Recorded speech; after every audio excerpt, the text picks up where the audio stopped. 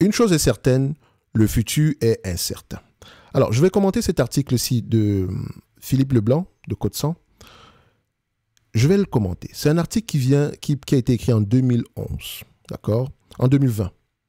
Cet article part de la compagnie qu'on appelle Alimentation Couche-Tard. Excellente entreprise, ok? L'entreprise est excellente sur tous les points. Mais je pense que cet article-ci soulève un point qui est important et on a tendance à l'oublier quand on détient des actions des entreprises exceptionnelles. Et je veux qu'à la fin de cet article-ci, remplacez le nom Couche-Tard par une autre entreprise excellente que vous détenez en portefeuille et posez-vous les bonnes questions. OK? Posez-vous la question essentielle qu'on va avoir tendance à se poser dans cet article-ci. OK?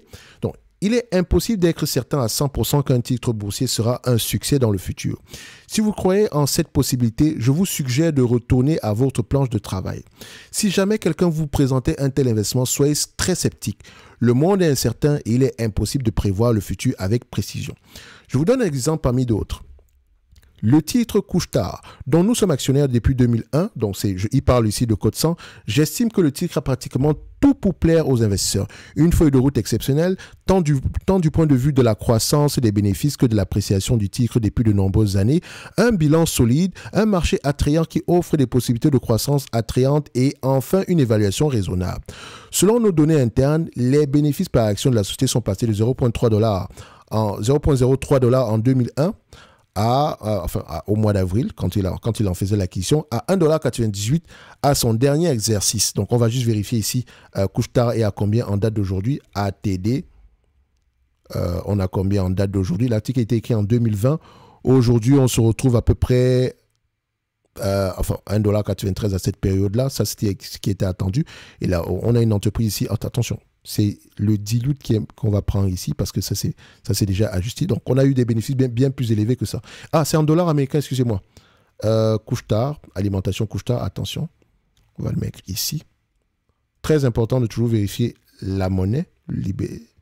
Voilà, alimentation Couche-Tard. Est-ce qu'on a l'information ici? Bon, je n'ai pas l'information ici en monnaie américaine, mais voilà. Bref.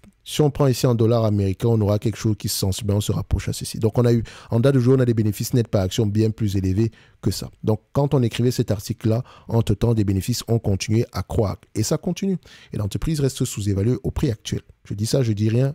Vous avez également une note d'analyse sur la chaîne ici. Alors, revenons sur notre article. Parce que ce n'est pas trop l'entreprise, cette entreprise en particulier qui nous intéresse. C'est le fond. D'accord? Qu'est-ce que l'auteur a voulu dire? Qu'est-ce qu'il veut nous montrer en prenant l'exemple de Couche-Tard? Et est-ce qu'on peut appliquer cette information, enfin cet élément-là sur une entreprise que nous détenons en portefeuille aujourd'hui qui nous semble exceptionnelle? Alors, revenons ici. Donc, on a 1,98 $ à son dernier exercice. Donc, pendant ce temps, le cours du titre est passé de 1 $ à l'action à 45 $. J'ajouterais aussi que les dirigeants de la société ont démontré à maintes reprises qu'ils étaient d'excellents opérateurs et d'acquéreurs d'entreprises hors pair. Mais comme c'est toujours le cas lorsqu'on envisage d'investir dans un titre boursier, il y a des risques et des défis que la société devra surmonter dans le futur. C'est vrai pour tous les titres, mais c'est particulièrement vrai pour un titre qui s'échange à des ratios d'évaluation raisonnables et sensiblement moins élevés que ceux des marchés dans leur ensemble. Or, le titre Couche-Tard s'échange à moins de 17,3 fois les bénéfices par action prévus au prochain exercice en 2020, d'accord? Enfin, le prochain exercice c'est 2021, ce qui se compare à un ratio d'environ 21 fois les bénéfices du S&P 500, à cette période également. Pourquoi un tel escompte? Et là, on rentre sur le fond. Alors, posez-vous toujours la question de savoir, quand le marché vous propose une opportunité d'investissement, pourquoi? Qu'est-ce qui se cache derrière? Est-ce que je suis prêt à assumer ce risque-là? Je dirais qu'il y a au moins deux raisons. La première est la menace des véhicules électriques.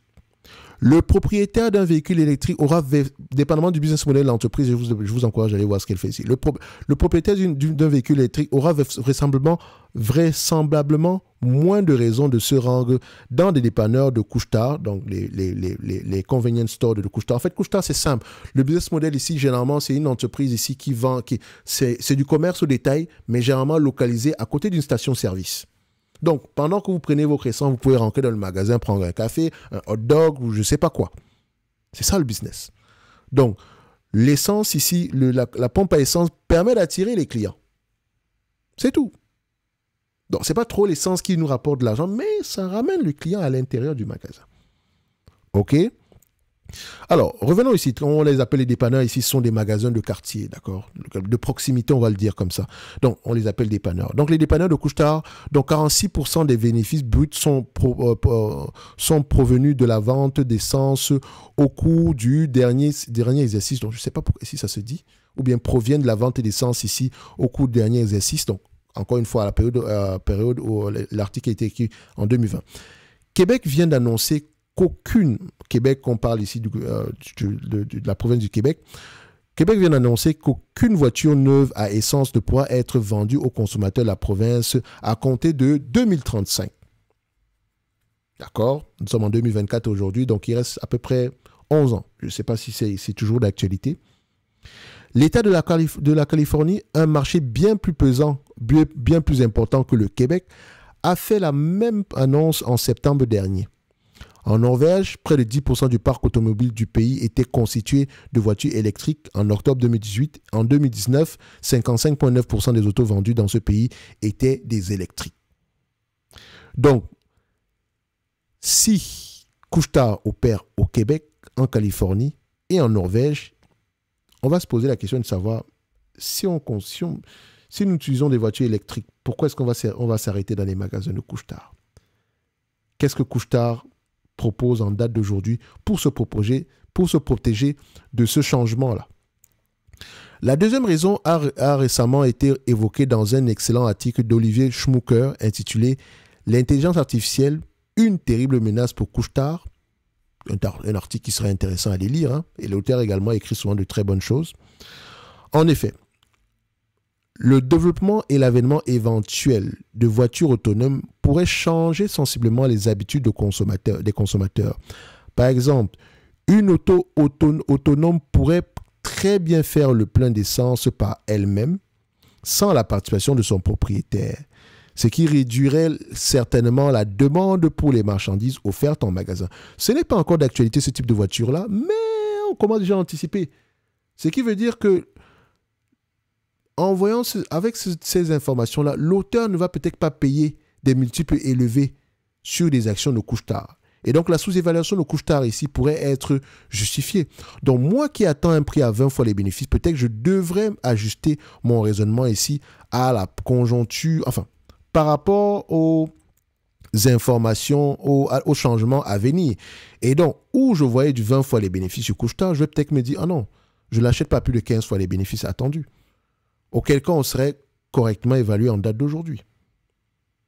D'accord? Et toute croissance supplémentaire, ça ne sera que du bonus. Tout en me posant la question de savoir comment est-ce que Couche-Tard va survivre à ce changement-là.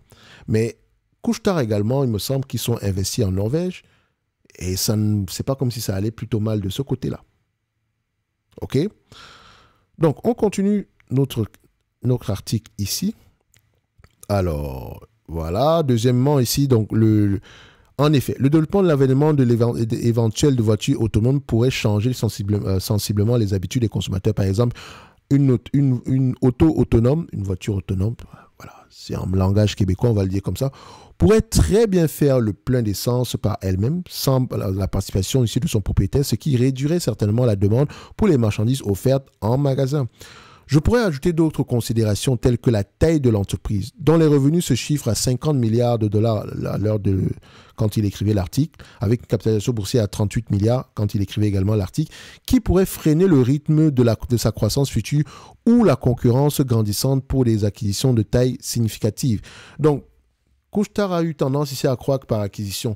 Et au fur et à mesure qu'elle grandit, pour maintenir ce même niveau de croissance-là, il faut qu'elle fasse des acquisitions de plus en plus grosses. Or, faire de grosses acquisitions, on va avoir tendance à surpayer généralement. Donc, il faut faire attention ici. Elle a continué à faire quelques acquisitions dernièrement. Hein. Donc, le fait que les dirigeants de Couche-Tard parlent ouvertement de ces risques, parce qu'ils en parlent, ils sont ouverts. D'accord? Ils le disent, ils le mentionnent. Le fait qu'ils parlent ouvertement de ces risques à son modèle d'affaires est un élément positif qui me laisse croire que la société pourrait être en mesure de s'adapter aux changements futurs. Ils ne font pas la sourde oreille. Ils vous le mentionnent eux-mêmes.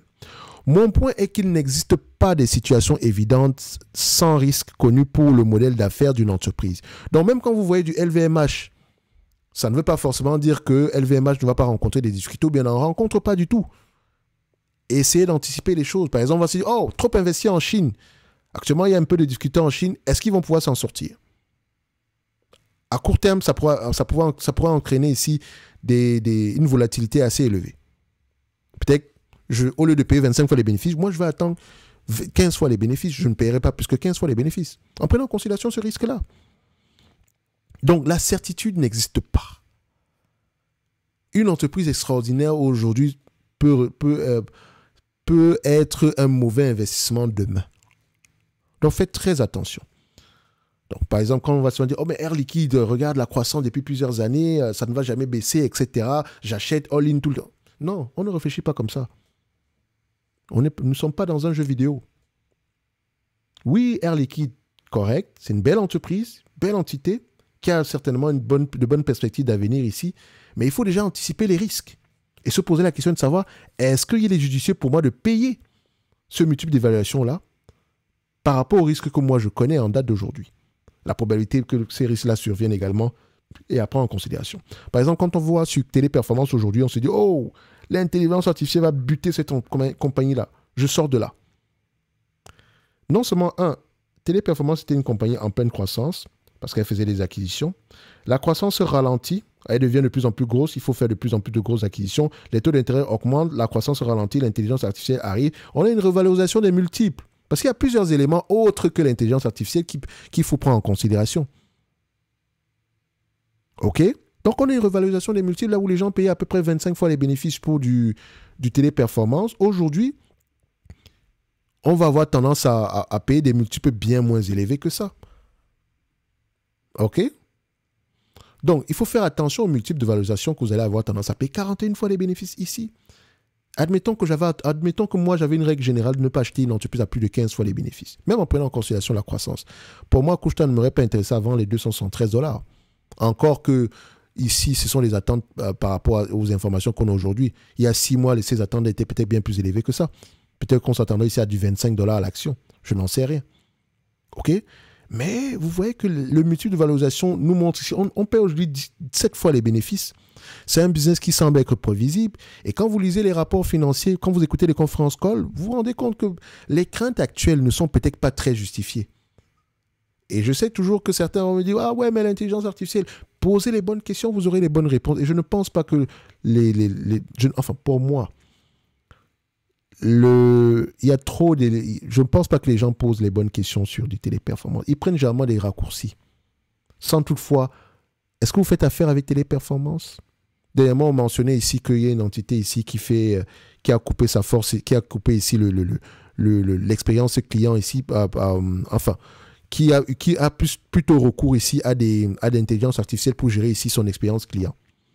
Est-ce que vous savez ce que cette entreprise-là fait? Quel type de questions les clients de cette entreprise-là ont tendance à poser? C'est du crédit. On prête de l'argent. Quel genre de questions tu vas avoir tendance à poser? Tu vas appeler pour dire qu'on t'a facturé un prix très élevé? Non. Ou bien, non, tu ne vas pas appeler pour ça. Tu vas rentrer tes informations. On va te donner un ensemble de questions ici. Et dépendamment de tes réponses, on va t'orienter vers la réponse. C'est tout. C'est tout ce qu'elle fait. Donc, voilà, c'est quelque chose qui existe aujourd'hui. C'est parce que cette activité-là est facile à gérer. Imaginez maintenant que vous êtes dans le domaine des assurances, que vous avez un problème. Vous pensez vraiment que c'est à l'intelligence artificielle que vous allez aller poser ce genre de questions-là? D'accord? Donc, je pense que l'IA va complètement changer certaines activités. On va avoir recours à l'intelligence artificielle dans certains services que Téléperformance propose. Mais c'est également elle-même qui pourrait proposer ces services-là. OK? Et je ne suis pas que vous encouragez à investir sur Téléperformance, mais je vous dis ici que dans chaque entreprise, il y a un risque. Et dépendamment de l'appréciation qu'on fait ici, on ajuste nos multiples d'évaluation. OK? Ce n'est que mon avis et non un conseil d'investissement. Faites ce que vous voulez. Et moi, je pense que l'article ici est toujours à l'ordre du jour. D'accord? si on le met, on l'adapte ici dans nos contextes, enfin, par rapport à chaque, enfin, dépendamment du portefeuille de tout un chacun. Si à la place de couche-tard, je mets peut-être ici Apple, je dois chercher les éléments qui pourraient faire à ce que Apple ne soit pas un bon investissement demain. OK? Ou bien si je considère qu'une entreprise est sous-évaluée, je dois me poser la question de savoir pourquoi est-ce que le marché émet des craintes par rapport à ce business-là. OK? On se donne rendez-vous sur la prochaine vidéo. Un like, un abonnement, un commentaire, ça fait toujours plaisir. Merci.